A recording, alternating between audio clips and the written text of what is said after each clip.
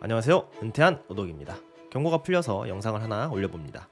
오늘의 주제는 빅토리 건담과 에반게리온 두 작품에서 나오는 빛의 날개를 살펴보고 비교해보는 그런 시간을 가져보겠습니다.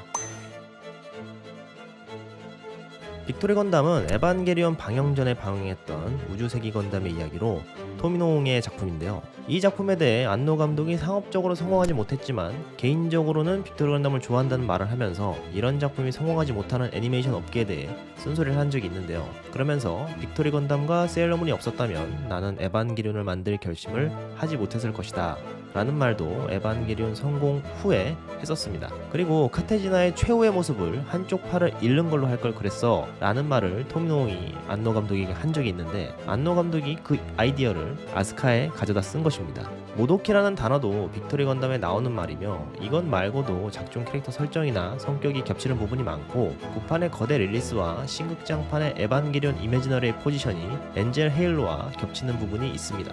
실제로 따져보면 조금 다르긴 하지만 목적 자체는 단일화된 세계라는 점에서 비슷합니다. 이제 본론으로 들어가 보겠습니다.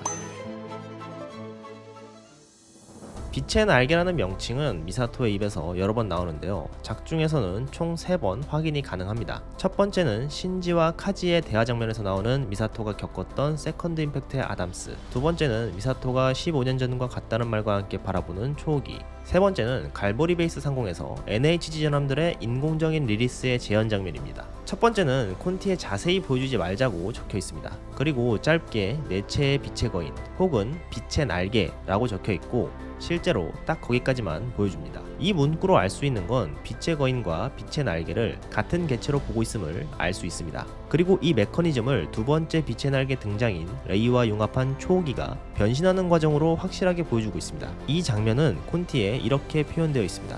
초호기의 머리에 링이 넓어진다. 초호기의 가슴 안에서부터 압력으로 삐걱거린다.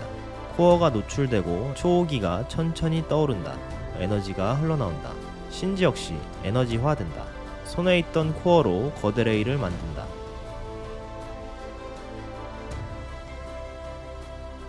코어 안에서는 신지와 레이가 힘차게 껴안고 빛의 노가 없어질 것 같다. 초호기의 가슴 속으로 거대 레이가 녹아 없어진다. 빛의 형상으로 응축된 에너지가 장갑의 틈새로 새어나간다. 인간이 아닌 생명의 형태로 변화해간다. 장대한 날개가 링의 중심의 구멍으로 뻗어 있다. 뭐 이런 식으로 장면을 설명해 놓는 문구를 대충 적어놨고 보기에도 굉장히 어렵게 되어 있습니다.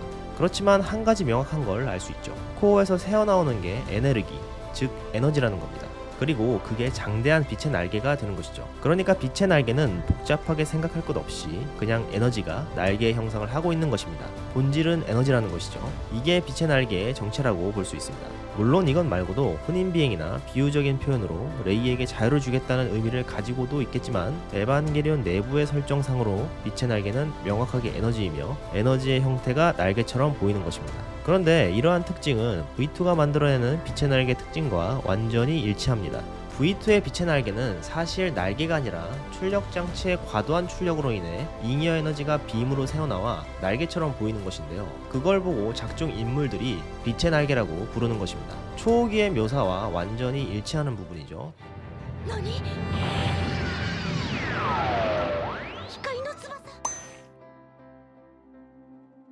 그럼 V2의 설정을 좀 더 자세히 살펴보겠습니다. V2의 빛의 날개는 추진 장치인 미노프스키 드라이브에서 발생되는데요. 미노프스키 드라이브라는 장치는 원래 베스파라는 빈병기의 기술인 입자 가속 시스템을 응용한 것입니다. 이 시스템을 이용해서 가속된 입자는 빛의 속도에 근접한 아강속까지 도달할 수 있는데요. 이런 빠른 속도를 가진 입자를 컨트롤하기 위해 아이필드를 사용합니다. 그리고 이 가속된 입자를 뿜어내면서 추진력을 얻는데요. 이미 입자가 아강속으로 가속하고 있는 상태이기 때문에 이론상으로는 기체 자체도 가속을 하다 보면 아강속까지 도달할 수 있다고 합니다. 설정상으로는 처음에는 크기가 커서 대형 전함 사이즈에만 쓸 수 있었는데 V2에는 소형화에 성공하여 모빌 슈트에 장비가 된 것입니다. 미노프스키 드라이브에 관해 토미노옹의 메모 중에는 이런 내용이 있다고 하는데요. 모함 마더 벵가드는 모니카를 포함한 이들이 있는 사나리의 기술적인 백업을 받아 완성된 궁극의 고속 전함이다. 여기서 빅토리 건담의 내용을 정리하자면 베스파라는 빈병기의 기술을 가지고 V2 안에 추진 장치를 만들었고 그 장치가 빛의 날개를 만들어낸다고 간단하게 요약할 수 있습니다. 그리고 그 장치는 원래 전함용이었다.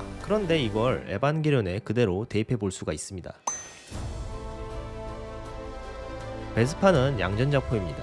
입자를 가속시켜 가속된 입자를 AT 필드로 컨트롤합니다.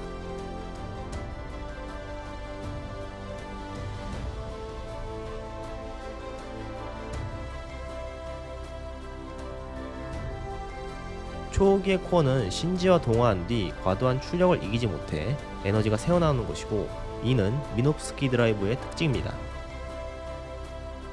미노프스키 드라이브는 원래 전함용이며 미노프스키 드라이브를 가진 초옥에는 분더의 주기로도 사용됩니다. 요약하자면 양전자포의 입자 가속 기술이 에바의 코어 안에 있는 것이고, 에바는 그걸로 에너지를 뿜어내는 것입니다. 그리고 그 시스템은 분더의 주기로 활용이 됩니다. 여기까지는 빅토리 건담과 에반게리온의 작중 설정을 이어봤습니다. 그런데 이 경우 양전자포가 코어의 기술이 되어야 하는데요. 그래서 저는 나름 탐구를 해보았습니다. 에반게리온 콘티 중에는 이런 내용도 있습니다. 제3사도의 콘티에 의하면 제3사도는 안노 감독이 직접 디자인한 것이고, 거기에 적힌 설명으로는 머리, 척추, 코어는 필요한 부분, 그 외 부분은 필요 없는 부분으로 구분되어 있습니다. 그리고 필요 없는 부분은 따로 모아두었다 라고 적혀 있는데요. 이런 걸 보면 제레는 에반게리온을 만들기 위해 머리, 척추, 코어를 따로 파트를 나누어 연구를 했을 거라 생각이 됩니다. 연구를 통해 머리와 척추는 구현하는 데 성공했지만 코어는 결국 구현해내지 못해 전력 공급의 형태로 미완성이 되어버립니다. 서에서의 양전자포 역시 전력 공급의 형태이며 전략자위대 기술부에서 연구하던 곳입니다. 네르프는 그곳의 물자를 강제로 사용이 가능하지만 전략자위대는 네르프가 아니며 제레의 입김이 닿는 곳입니다. 그곳은 코어를 연구하던 곳 중에 하나였던 것이죠. 그래서 양전자포의 기술은 원래 코어를 연구하다 나온 것이며, 완성된 코어에는 완성된 양전자포의 기술인 입자 가속 시스템이 들어있다 라는 결론을 내린 것입니다. 말이 나온 김에 머리와 척추 연구를 몇 가지 말해보자면, 머리는 완성하기 위한 연구로 세뇌가 있을 것 같습니다. 에바에는 의지가 있습니다. 당연히 제레는 통제하기 위한 수단이 필요하겠죠. 그래서 에바를 세뇌시켰다고 보고 있습니다. 제13호기의 설정 장면도 보면 세뇌처럼 보입니다.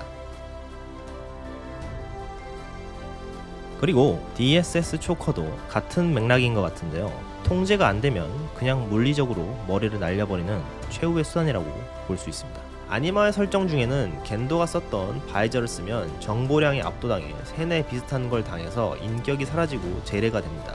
겐도의 경우 사도화가 되어서 정보량에 압도당하지 않은 것 같습니다. 척추에는 안티 AT 필드인 창이 있을 것이고, 아니마에서는 천사의 등뼈라는 원거리 무기가 있습니다. 다른 작품의 설정을 신극장판에 적용시키긴 어려울 수는 있겠지만, 아니마의 경우는 좀 특별한 경우인 걸 감안해보면 설정 정도는 같을 수도 있을 것 같습니다. 예전에도 댓글로도 답변한 적이 있긴 한데, 아마 다음번 에반게리온 애니화는 아니마가 되지 않을까 생각되네요. 오늘의 내용을 다시 한번 정리하면, V2의 빛의 날개와 초기의 빛의 날개는 원리가 완전 동일한 것이며, 그걸 통해 탐구해보면 빛의 날개는 코어에서 나오는 에너지입니다. 그리고 그것은 입자 가속 시스템이며, 이 시스템이 완성된다면 빛에 근접한 속도로 이동할 수 있어 마이너스 우주를 이동할 수 있지 않을까 생각됩니다. 오늘 저는 빅토리 건담과 에반게리온의 연관성에 초점을 맞춰 빛의 날개를 살펴봤는데요. 이건 말고도 에반게리온에는 다른 오마주들이 많습니다. 그걸 찾아보고 해당 작품을 보는 것도 큰 즐거움이 될 거라 저는 생각하고 있고요. 오늘은 빅토리 건담을 보시는 걸 추천합니다. 그럼 다음에 또 주제가 생각나면 영상을 만들어 보겠습니다. 오늘 영상은 여기까지고요. 시청해주셔서 감사합니다.